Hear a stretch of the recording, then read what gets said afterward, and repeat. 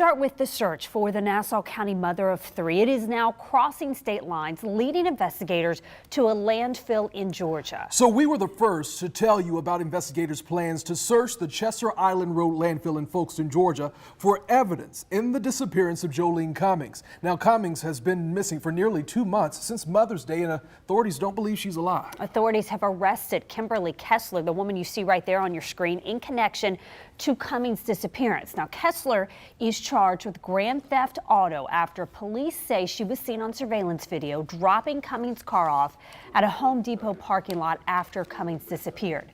Kessler was a co-worker of Cummings at a Yulee hair salon. And First Coast News' Juliet Dreyer joins us live now to detail the very tedious task ahead for investigators. Juliet? It is. Investigators will have to carefully comb through 2,700 tons of garbage. And to put that into perspective, that's the weight of about 1,080 pickup trucks. And they're doing it in an area about the size of a football field. This is a very tedious and time-consuming operation, and we only get one shot at this. Nassau County Sheriff Bill Leeper says weeks of tips and leads haven't led to evidence in the disappearance of 34-year-old Joleen Cummings.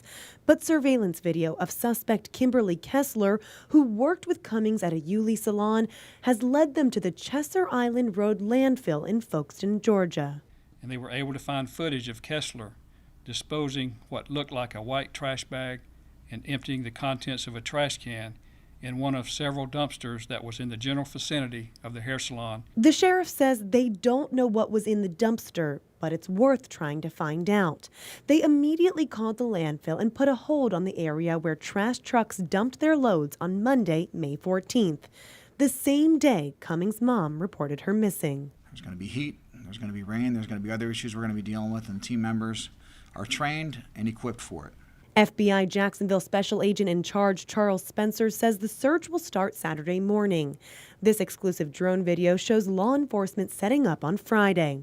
The search will be conducted by the FBI Evidence Response Team with members from as far as D.C. on scene.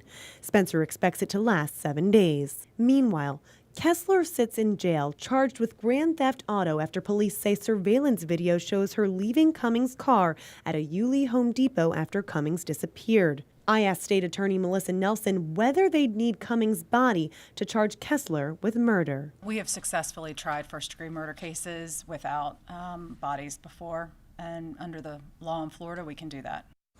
I did touch base with Joleen Cummings' mother today. She wasn't ready to go on camera, but she says she prays over each investigator to bring closure and serve justice. Now, we want to send it over to Eric Alvarez now, who was the first reporter on scene as investigators arrived to prepare for that search.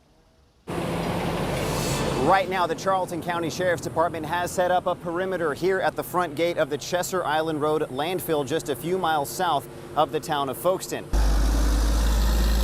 Now, dump trucks have been coming in and out all day, but the drivers tell me they haven't noticed anything unusual, even though Waste Management, which operates the facility, says the FBI is searching the grounds for evidence in the case of Joleen Cummings, who went missing from Nassau County about 45 miles away. Waste Management says the landfill takes in trash from all over southeast Georgia and northeast Florida that is then stored in separate areas called cells. The FBI says it has narrowed the search to about the size of a football field. The challenge, however, is that space contains about 2,700 tons of garbage. It's unclear at this time what, if any, evidence has been found here today, but we do know this is not the first time investigators have searched the landfill. Back in 2009, investigators found the body of 7-year-old Summer Thompson. Investigators said a man named Jared Harrell killed the girl and then put her body in a trash bin in Orange Park.